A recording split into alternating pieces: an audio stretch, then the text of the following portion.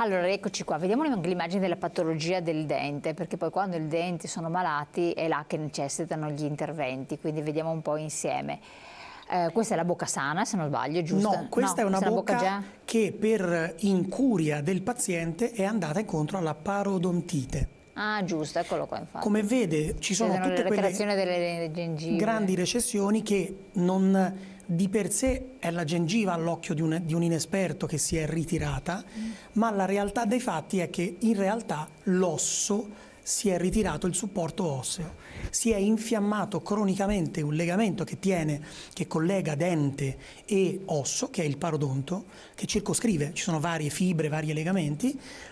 Progressivamente questo legamento si infiamma e crea nel tempo il vacillamento dell'elemento dentario. Questo è in parte, come in questo paziente che voi vedete, causato da tre abitudini. L'abitudine al fumo, uno spazzolamento marcato, si vede anche proprio nelle aree più alte che si è consumato il dente nella parte più esterna, e naturalmente una scarsa igiene. La presenza di tartaro è indicativa di una malattia parodontale in atto. Caspita, quindi attenzione a questo. Questa immagine qua invece cosa ci fa intuire? Questa immagine mi è molto cara perché fa vedere chiaramente a sinistra l'elemento normale con tutte le sue caratteristiche, quindi l'osso, la gengiva sana e tutto quello che diciamo dovrebbe essere in condizioni normali. Mentre invece lo stesso elemento affetto da parodontite, come potete vedere, il colletto, quindi la parte diciamo che separa le radici dalla corona del dente, cioè quello che noi vediamo quando scopriamo i denti, quando facciamo un bel sorriso, potete vedere che la parte bassa è tutta circoscritta da placca e lì c'è scritto calculus, cioè da tartaro semplicemente, che determina poi l'infiammazione. Questa infiammazione nel tempo porta la gengiva a infiammarsi cronicamente, non guarisce mai e piano piano l'osso, nel tentativo di difendersi, si ritira per andare a circoscrivere aree più critiche come la radice.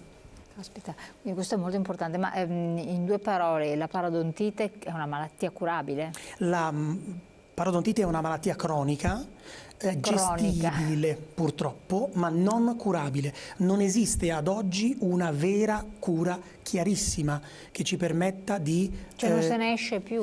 Purtroppo non se ne esce più. Ci sono vari tipi di parodontite. C'è una parodontite reattiva, gravidica, ci sono delle parodontite anche, tra virgolette, temporanee, se così vogliamo dire. Penso a quella gravidica di cui parlavo un attimo fa.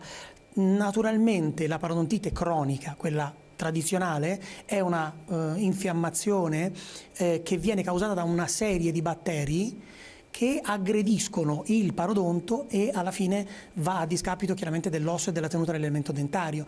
Ci sono delle terapie che mirano a mantenere l'elemento dentario in situ il più possibile. Ecco, ma è ereditaria, c'è una componente di familiarità? Ci sono degli studi internazionali che parlano anche di componente ereditaria, ancora non è chiarissimo, però ci sono degli studi che ci danno questa indicazione. Abitudini come per esempio il fumo di sigaretta possono per esempio accelerare questa patologia nei pazienti che magari non ne mostrano i segnali ma che ne hanno una familiarità. Ma durante il periodo che uno fuma, cioè il classico è fatto, cioè il polmone si sanifica dopo 10-15 anni che non smette di fumare. Lo stesso avviene con i denti nel caso di parodontite, oppure una volta che uno fuma per tanto tempo, tante sigarette, innesca il meccanismo e poi se lo trova anche dopo tanti anni o scatta dopo tanti anni? È una bellissima domanda perché quello che mi chiedono quasi sempre i pazienti è una patologia che una volta messa in moto non si ferma più. L'unico modo è smettere naturalmente di fumare per limitare i danni a quel momento. Chiaro che quanto sono stati questi danni, quello va valutato, deve essere valutato da una persona che fa proprio questo tipo di attività, quindi un odontoiatra con una predilezione per la parodontologia, e scegliere insieme a lui una strategia terapeutica che gli permetta di non perdere denti. Sì. Noi non vogliamo mettere impianti, lo facciamo quando questo è assolutamente necessario. L'idea è quella di salvare, si sta andando sempre maggiormente verso questa direzione. Quali sono gli elementi sintomatici della parodontite, quindi a che cosa stare attenti e se nella fase iniziale si può intervenire Come? In che termini? Per salvare il salvabile ed evitare di cadere nella patologia. Le devo dire che il 90% dei pazienti che io gestisco sono pazienti che hanno una parodontite iniziale, quindi assolutamente ben controllabile, salvo casi rari che già sono a conoscenza di questo fenomeno. Il paziente non si sveglia a 30 anni con una parodontite grave, lo sanno, lo sentono. I segni sono, come sempre, il cattivo alito, la presenza di tartaro, una presenza di sangue ogni qualvolta il paziente va in bagno e si spazzola i denti. Quindi allora attenzione, quando ci si spazzola i denti, sangue è la prima cosa, l'alito pesante, quindi magari chi ci sta vicino che confidenzialmente dice attenzione che puoi avere, questo magari la persona manco se ne accorge, e il tartaro. Che esattamente, che vuol dire due cose, vuol dire non solo una gestione dell'igiene sbagliata o quantomeno non corretta, ma la non prevenzione seguendo un piano terapeutico, di andare dal proprio medico, dal proprio odontologo, odontoiatra, per fare le igieni. Consuete pulizie. Buongiorno Elena, con tutte queste cliniche dentali che nascono, quali sono i parametri che bisogna osservare per capire che quella è migliore? Franco da Padova.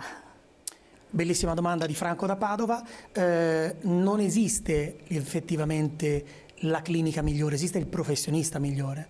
Affidarsi a un professionista che abbia chiara la situazione del paziente è la cosa principale, è il rapporto medico-paziente su cui si basa tutto e che noi anche nella nostra azienda abbiamo molto a cuore. La comunicazione principale deve essere efficace, cioè il paziente deve sentirsi perfettamente a suo agio, deve capire tutte quelle che sono le opportunità, non una soltanto, ma più opportunità nel tentativo di come dire, risolvere la sua patologia.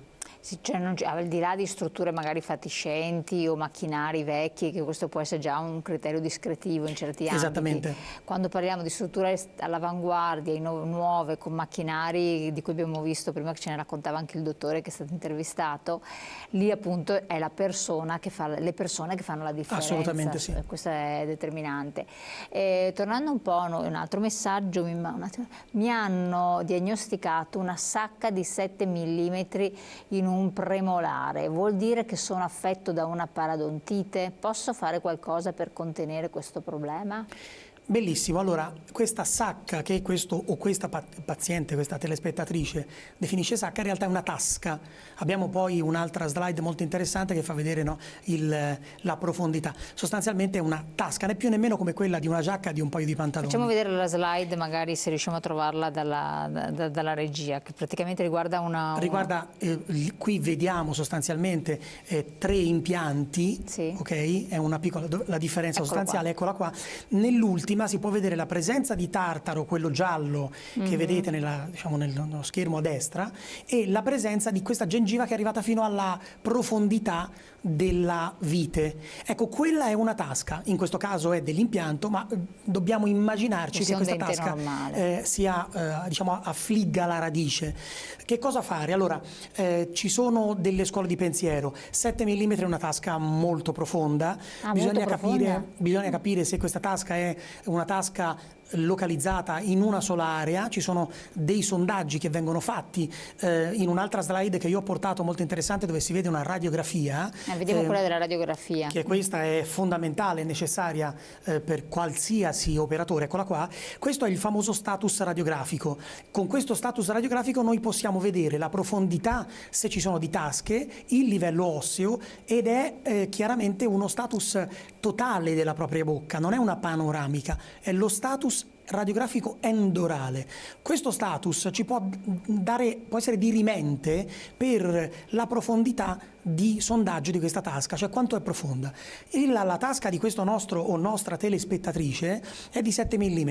Diciamo che sia un difetto solo di una parete, è possibile che il suo odontoiatra, la persona da cui questo telespettatore si cura, sia in grado di ricostruire questo osso mancante con l'osso di cui parlavamo prima. Sono sostituti, ne esistono, ci sono delle tecniche accettate e assolutamente sicure che permettono all'operatore di ricostruire questo osso mancante. Se il difetto... chiudere la tasca. Quindi. Esattamente, chiudere il difetto nella parte in cui si mostra, che può essere anteriore, laterale, posteriore. Cerco di essere più chiaro e di non utilizzare dei termini tecnici, perché altrimenti non sarebbe chiara la mia spiegazione. Ma se il difetto fosse di una parete, si potrebbe tentare il recupero. Se invece questo fosse già legato a 2 o più pareti, probabilmente l'elemento deve andare incontro all'estrazione. Ah, addirittura all'estrazione. È già parodontite, quindi? Possiamo definirla parodontite, però attenzione, può essere anche semplicemente una tasca per un problema singolo, quindi è una diagnosi che spetta sempre al medico. Io per fare diagnosi parodontite vera faccio un test del DNA.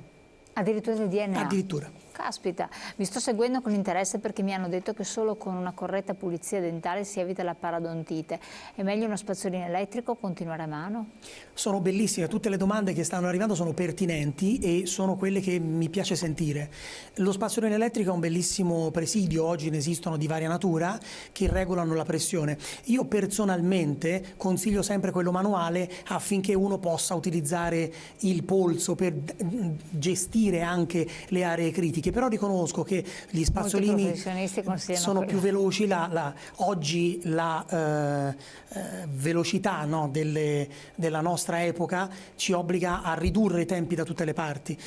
Sì, va bene anche lo spazzolino elettrico, usato con parsimonia, e soprattutto quelli con il sensore per la pressione, perché altrimenti la necessità che il paziente nel tempo sviluppa è quella di avere una percezione di aver pulito solo quando gli elementi dentari sono a specchio, li sente a specchio, e questa condizione in realtà nel tempo può determinare la pressione eccessiva sull'elemento dentario e la recessione della gengiva che viene investita da questo spazzolino. Quindi esistono delle testine con un regolaggio pressorio che non permettono una certa pressione di essere sorpassata. Quindi diciamo sono di aiuto, però se uno ha una buona manualità e si muove con un buono spazzolino è già efficace, insomma. Io utilizzo lo spazzolino manuale da sempre. Chiaro. Allora andiamo in pubblicità, poi ritorniamo insieme anche con i vostri messaggi.